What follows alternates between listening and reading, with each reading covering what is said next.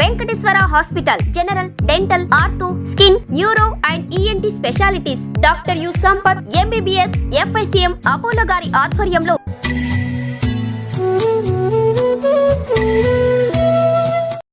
మొత్తానికి ఏంటంటే యువతి యువకులు ఈ మధ్య చూస్తున్నాం.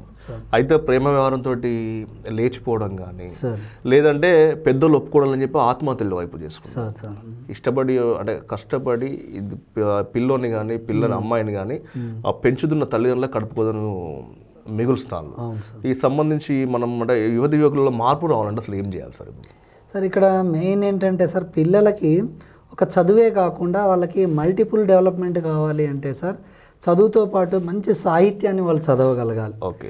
ఎప్పుడైతే మంచి సాహిత్యాన్ని చదివే అలవాటు వాళ్ళు నేర్చుకుంటారో ఆటోమేటిక్గా మంచి ఏంటిది చెడు ఏంటిది అనేటువంటి వాళ్ళకి అర్థమవుతుంది. నిజానికి కొంతవరకు టీచర్ కానీ వాళ్ళ రోల్ ఏంటంటే వాళ్ళకు ఉన్న పరిస్థితుల్లో వాళ్ళు సిలబస్ చెప్పి వాళ్ళని నిష్ణాతులను సబ్జెక్టు అంటే ఆ డిగ్రీలు లేదా ఆ పాఠశాల వాళ్ళని ఉత్తీర్ణ చేసే పనిలో ఉన్నారు.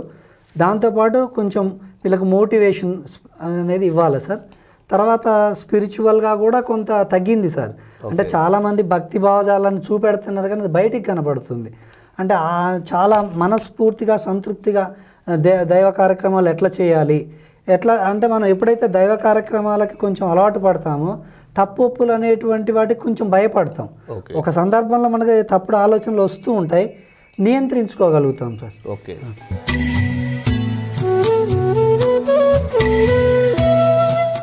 అంజలి ఎక్వేరియంస్ మరియు కప్ టీ-షర్ట్స్ ప్రింటింగ్, గిఫ్ట్స్ మరియు డాగ్ సెంటర్, నర్సంపేట, వరంగల్.